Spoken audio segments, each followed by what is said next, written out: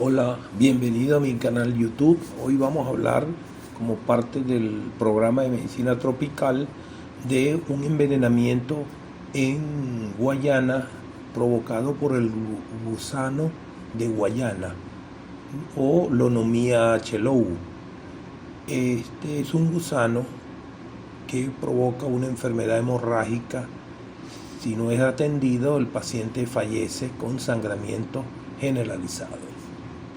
Soy el doctor Ángel Granado, médico internista intensivista de la Cátedra de Medicina Tropical de la Universidad de Oriente. El gusano de Guayana es la larva de una mariposa nocturna perteneciente a la familia Saturnidae que tiene importancia e interés médico-toxicológico. Es del orden Lepidoptera, familia Saturnidae, género Lonomia y especie chelou aquí en Guayana y en Venezuela. Se describen varias especies que pueden encontrar sobre todo en el estado Bolívar, Anzoátegui, Monagas y Trujillo. La Lonomia chelou es la más frecuente en Venezuela, la Guyana francesa y en la región oriental de Colombia. La Lonomia diabolus se encuentra al norte de Brasil y en la zona del delta del río Amazonas. Y la Lonomia oblicua, distribuida fundamentalmente en Brasil y en la parte norte de Argentina. Ahí mostramos las diferentes formas de la mariposa en su vida adulta y su forma de oruga o gusano antes de sufrir la metamorfosis que las llevará a la mariposa. Esta es la característica de esta mariposa chelou, la diabolus y la oblicua. Y al lado están sus orugas. A diferencia de la oruga, la mariposa no es tóxica. Usted la puede tocar sin peligro de sufrir envenenamiento. La forma como la conseguimos la oruga en el ambiente, en las zonas donde se distribuye la lonomía, es en este árbol. Ahí están cientos de orugas en el tallo del árbol del caramacate blanco. Es un árbol de altura más o menos 10-20 metros y en el bosque característicamente sufre. La oruga se esconde en el tallo porque vea que tiene el mimetismo casi igual que la corteza del árbol. Uno se envenena porque con la mano se la coloca donde están las orugas y estas espinas que tiene la oruga nos producen el envenenamiento al introducir una sustancia altamente tóxica que desencadena una fibrinolisis, o sea, desfibrinogeniza la sangre de uno y comienza uno a sangrar. Esta es la distribución de chelou en Venezuela y Lonomia oblicua es la principal en Brasil. La fisiopatología del envenenamiento, las larvas orugas de Lonomia chelou producen una elevada actividad del sistema fibrinolítico, generando un consumo de fibrinógeno, disminución del factor 5, el plasminógeno y el factor 8 de la coagulación. Esto se debe a que contiene una sustancia bien caracterizada denominada por lonomina 5, es el fundamental, pero existe 1, 2, 3, 4, 5, 6. Todas esas lonominas son sus fracciones del veneno, se degradan el factor 13 humano, estabilizante de la fibrina, factor del aquiloran, y provoca entonces la fibrinolisis generalizada. Lonomia 5 es una proteasa que hidroliza, una enzima que hidroliza el factor 13 y activa el plasminógeno. Esta activación lo hace fundamentalmente Lonomia 1 y 5. Es una proteasa de serina que en su secuencia terminal tiene 75% homología con la Lonomia 2 o H-lasa.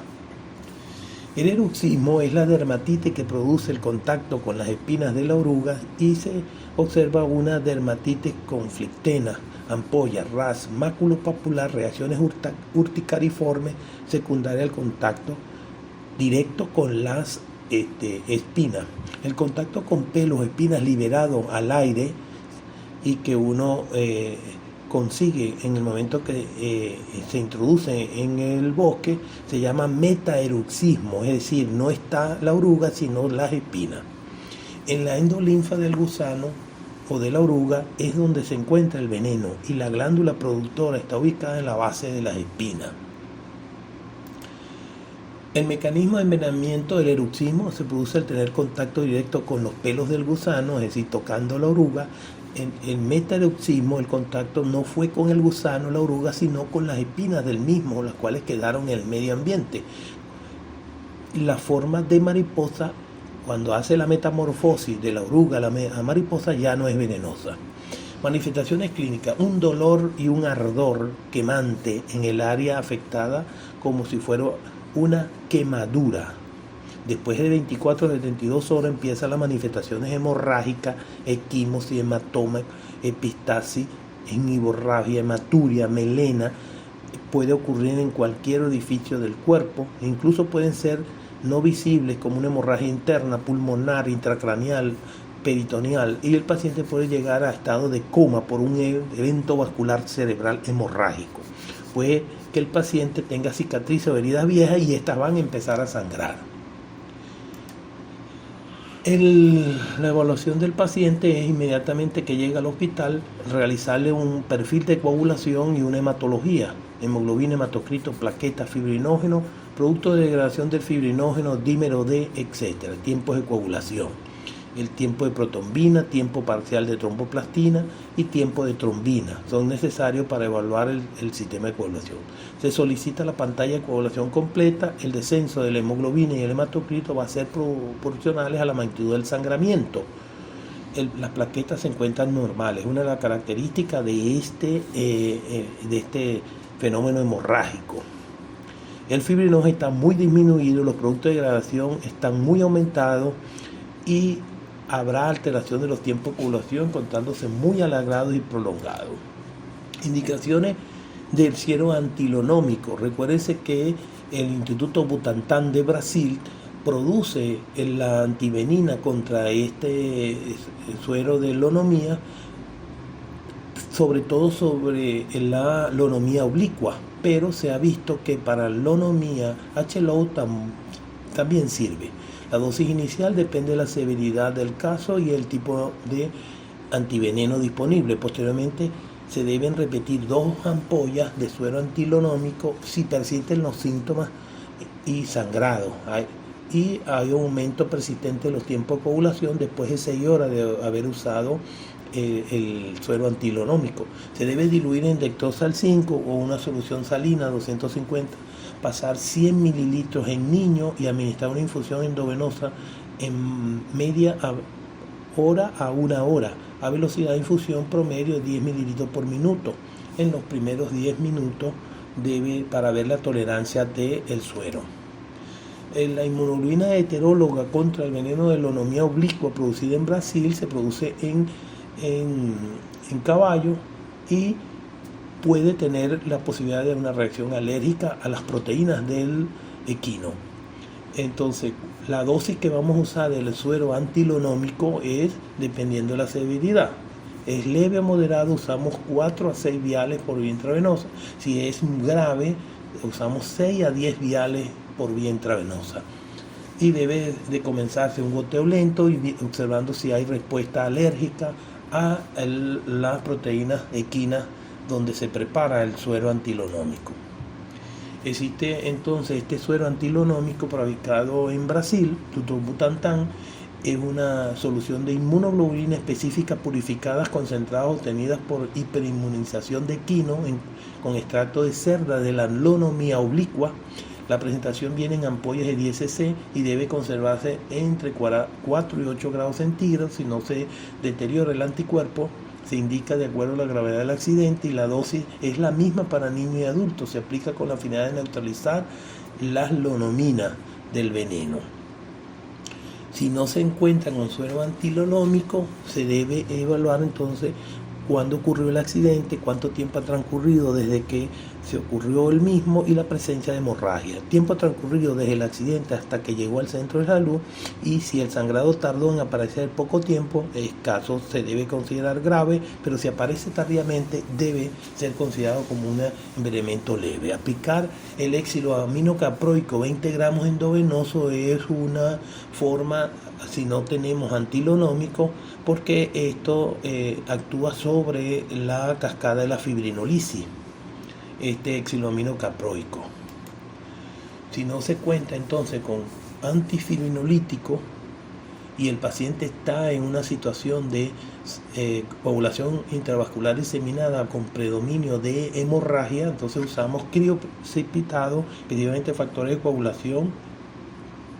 Se realiza el control de plaquetas, ya que puede producirse descenso por consumo de la plaqueta. Si no hay crioprecipitado, administramos plasma fresco, vigilar y controlar la hemostasia del paciente. La administración de sangre total o plasma fresco congelado induce una disminución grave del número de plaquetas con agravamiento del cuadro clínico. Hay que tener cuidado con esto, porque al aportarle factores de coagulación, la plaqueta es la célula o la parte más importante de la coagulación, y entonces inducimos que se desencadene una coagulación, y después el veneno destruye el coágulo, porque es una fibrinolisis secundaria a la presencia del veneno, y entonces vamos a agravar la situación. Esto fue demostrado por la doctora Carmen Arocha Piñango, del Laboratorio de Fisiopatología de la Medicina Experimental del Instituto Venezolano del IBIT en Caracas. El uso de sangre total o plasma fresco congelado induce una plaquetopenia en el paciente. Se concluye que en estos pacientes existe una hiperfibrinolisis con una coagulación intravascular diseminada oculta, que se manifiesta al administrar la sangre total o el plasma fresco congelado. Actualmente se recomienda para la terapia de fibrinógeno humano purificado para terapéutico cuando el fibrinógeno está muy bajo, menos de 100, o crioprecipitado. Ese sería el tratamiento de soporte para la hemorragia por lonomía. Se debe administrar también antifibrinolítico como la protinina. Es el Tracilor de Laboratorios Bayer. Sin embargo, no contamos en el país con este producto, y en caso de no disponer de este inhibidor se usa el exiloamino caproico o el ácido tranexámico, que también lo podemos usar, que es el ciclocaprón. Vigilando la evolución de las plaquetas, no debe administrarse sangre total ni plasma fresco por el peligro de inducir mayor activación del veneno y efectos en la cascada de coagulación. El eructismo, que es la parte en piel provocado por estas orugas urticantes,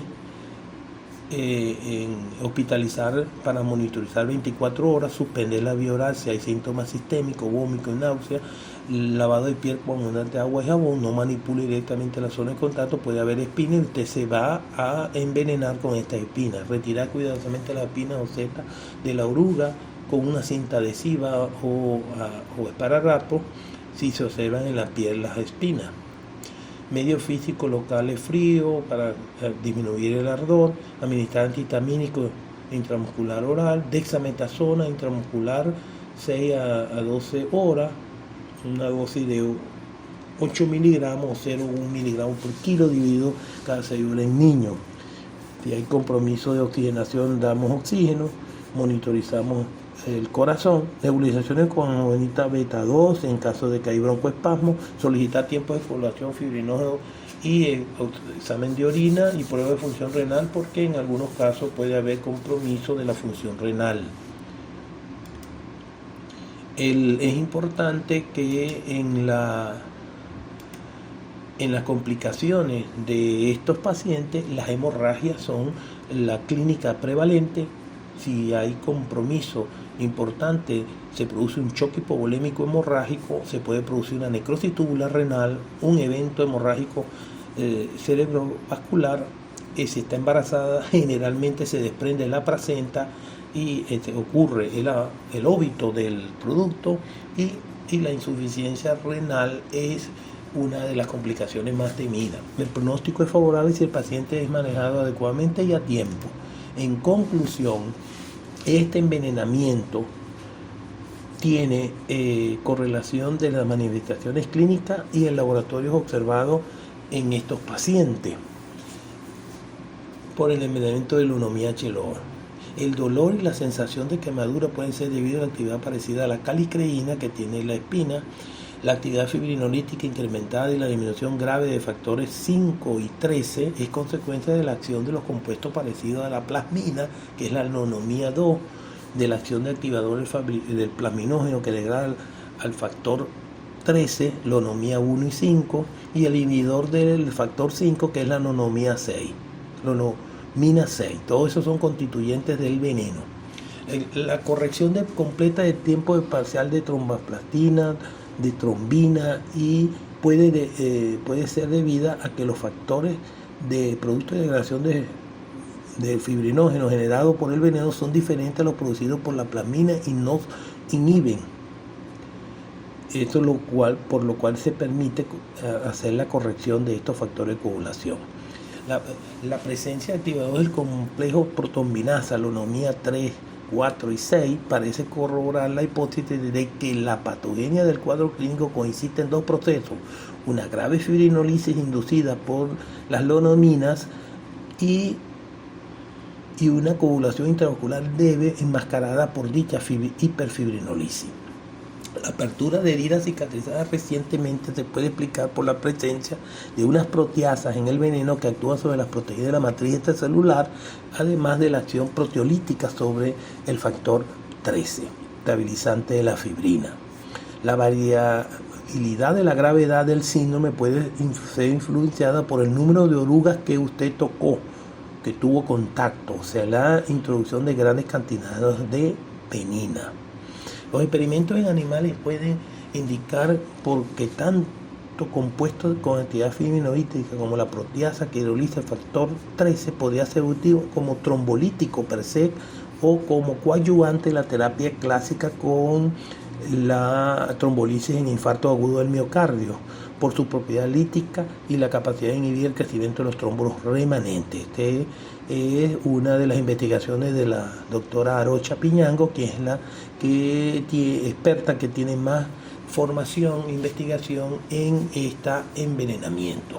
En Brasil se está usando en manera experimental el efecto antitrombótico de la lonomía oblicua, de la oruga, para pacientes que tienen trombosis venosa profunda.